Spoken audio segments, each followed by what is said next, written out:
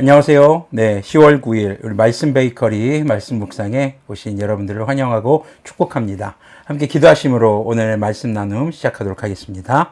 주님 감사합니다. 주님의 말씀 앞에 섭니다. 주님께서 우리에게 밝히 깨달아 알 수 있도록 주님의 영으로 성령님으로 충만케 해주시고 말씀의 조명이 되어 주시옵소서.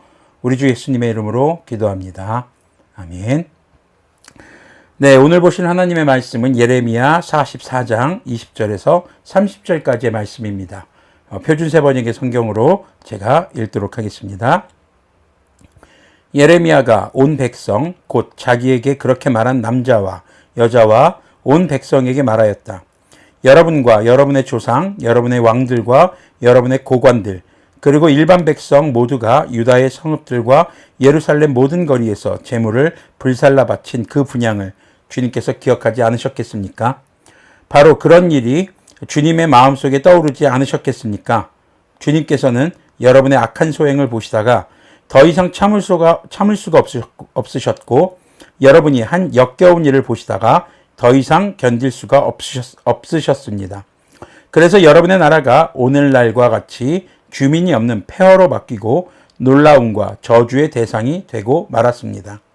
여러분이 다른 신들에게 제물을 살라 바쳐서 주님께 죄를 짓고 주님께 순종하지 않고 주님의 율법과 율례와 규정대로 살지 않았기 때문에 오늘날과 같이 여러분에게 이런 재앙이 닥쳐온 것입니다.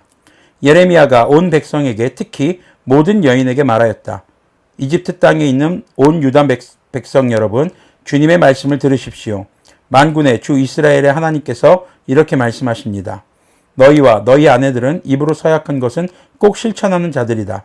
너희는 서약한 그대로 하고야 말겠다 했고 너희는 하늘 여신에게 제물을 살라 바치고 또 그에게 술 제물을 바치겠다고 했으니 너희의 서약대로 지킬 때면 지키고 너희의 서약을 실천할 때면 해보려무나.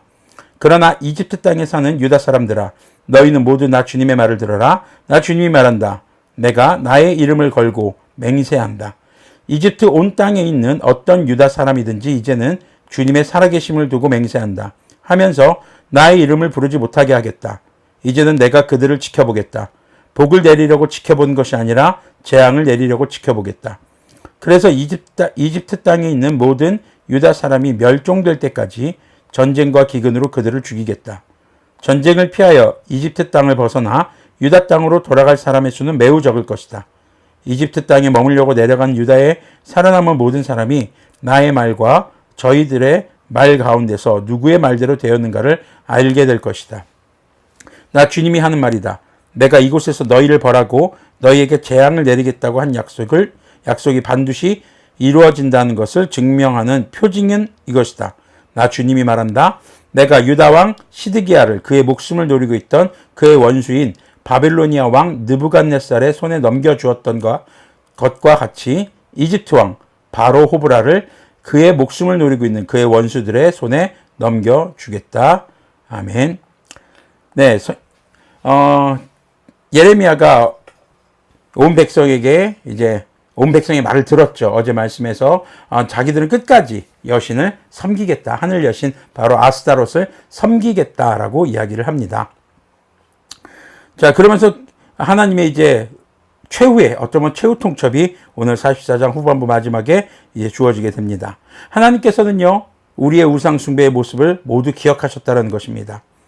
22절에서 보면 더 이상 참을 수 없다고 얘기하십니다. 그 얘기는 뭡니까? 어느 정도는 참으셨다라는 겁니다. 참다 이제 더 이상 못 참겠다. 근데 하나님은 그냥 참고 계신 것이 아니라 그들에게 끊임없이 예언자를 보내셨고 예언자를 통해서 깨닫기를 원하셨던 겁니다.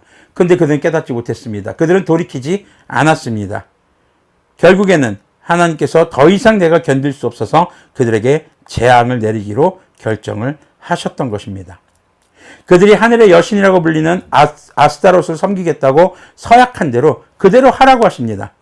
그러면서 이제는 그들에게 복을 주기 위해 지켜보는 것이 아니라 재앙을 내리기 위해 내가 너희들을 지켜보겠다. 그전에는 하나님께서 불꽃 같은 눈동자로 이스라엘을 지켜주셨습니다. 보호해 주셨습니다. 어떤 재앙도 그들을 덮치지 못하도록 지켜주겠다라고 하셨던 그 눈동자가 이제는 재앙을 내리기 위해 너희들이 어떤 상황에서도 내가 너희들에게 내리고자 했던 재앙을 반드시 내가 겪게 하겠다. 그것이 이제 주님께서 하시는 말씀인 겁니다. 하나님께서 이제 그 재앙에 대해서 하나님이 크신 이름을 걸고 맹세하시겠다는 것입니다.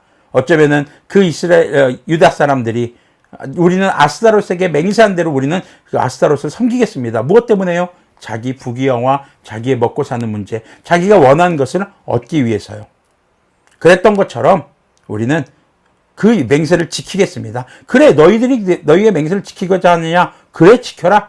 그럼 나도 나의 맹세를 하고 이제 지키겠다. 너희들에게 반드시 전쟁과 기근으로 죽는 재앙을 내리겠다.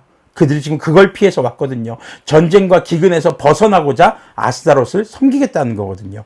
그래서 그들에게 반드시 이기겠다. 무엇을 걸고요? 하나님의 크신 이름을 걸고 지금 하나님께서 맹세하시고 계신 것입니다. 자, 그러면서 이런 일이 일어나는 표징에 대해서 말씀하십니다. 그것은 바로 이집트의 왕 바로 호브라 왕이 죽게 된다는 것이죠. 바로 호브라 왕은 이집트 역사책에는 이제 뭐라고 기록되어 있냐면은 아프리라는 이름으로 기록이 되어 있습니다. 자, 이 호브라 왕을 원수의 손에 넘기시겠다고 하는 겁니다. 실제 이집트의 역사책의 기록에 따르면은 이 아프리라고 부르는 왕이 느부갓네살에게 대항한 시드기야를 도운 왕이기도 했습니다. 자, BC 570년 리비아에서 전쟁이 일어났고 호브라는요 아마시스 장군을 파견합니다. 근데 이때 아마시스 장군이 스스로 왕이라고 칭하면서 반란을 일으키게 되는 것이죠. 그래서 오늘 말씀을 올려드린 내용에서 여러분들 묵상 도우미를 한번 잠깐 보시면은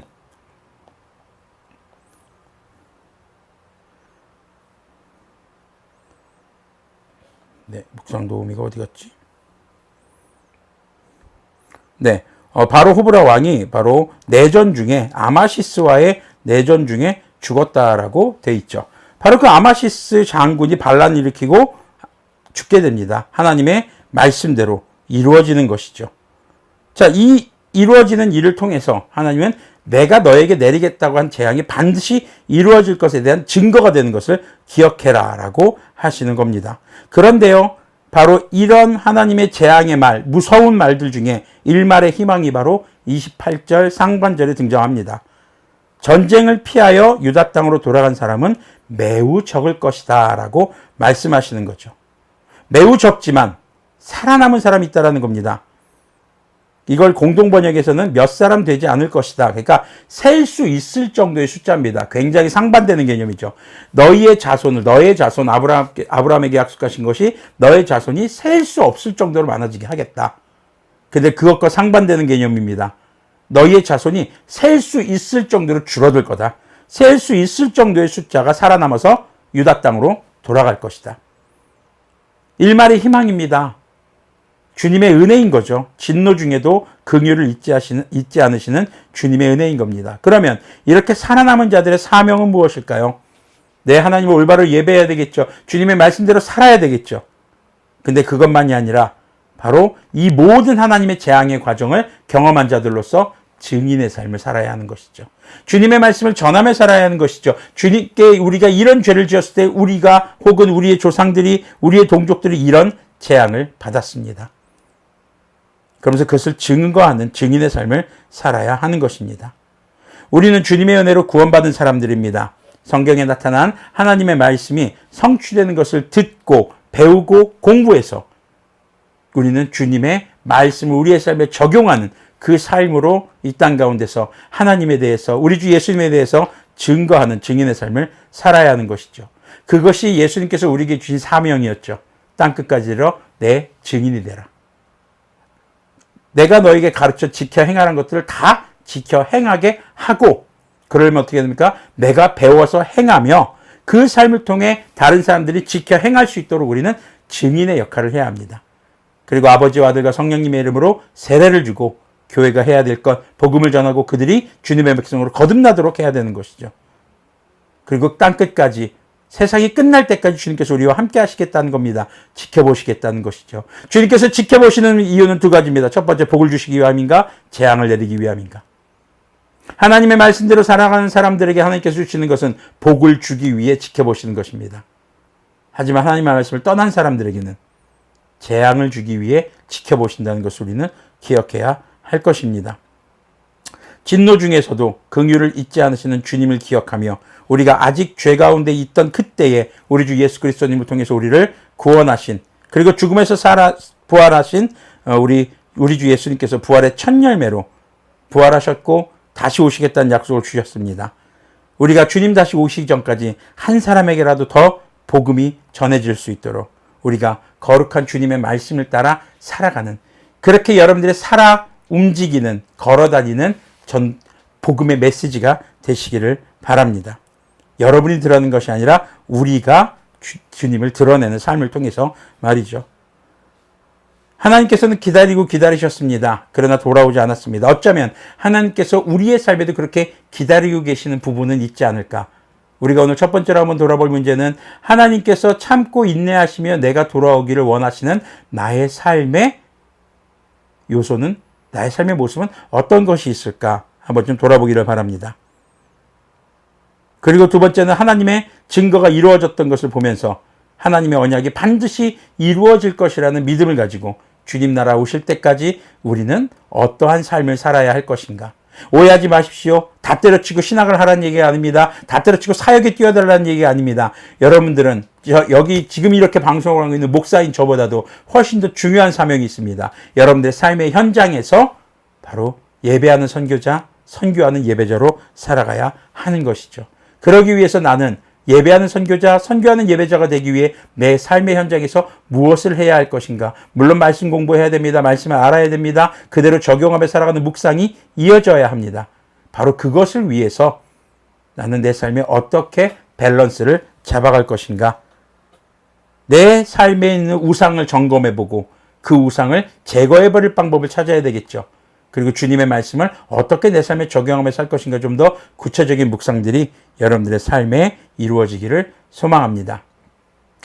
네, 기도하겠습니다. 하나님 감사합니다. 주님, 여전히 하나님보다 다른 것을 의지했던 나의 모습이 있었음을 고백합니다. 주님, 하지만 정말 주님께서는 우리를 참고 인내하시며 진노를 또 재앙을 예비한 가운데서도 긍휼을 잊지 않으시는 주님이심을 기억합니다. 우리가 성령님의 충만함과 인도하심을 따라, 주님의 긍휼하심을 따라 우리의 죄를 깨닫게 하시고 회개하게 하시고 이제 정말 몇 안 되는 살아남은 자가 되어서 주님의 일을, 주님의 또한 복음을 증거하며 어떻게 사는 것이 주님께서 예비한 복을 누리며 살아가는가를 몸소 삶으로 실천하는, 삶으로 증거하는 그런 주님의 자녀들, 그리스도인들이 되도록 긍휼을 베풀어 주시옵소서. 주님께서 오늘도 말씀하여 주시고 우리를 말씀 가운데 초대해 주셔서 감사합니다. 이 짧은 시간 영상으로 본 것으로만 그치지 않게 해주시고 오늘 하루를 살아가며 주님의 말씀을 다시 한번 곱씹어보고 내 삶에 경험하게 되고 살아가는 삶의 현장에서 그 말씀을 적용할 수 있도록 주님께서 긍휼을 베풀어 주시옵소서. 우리 주 예수 그리스도님의 이름으로 기도합니다. 아멘.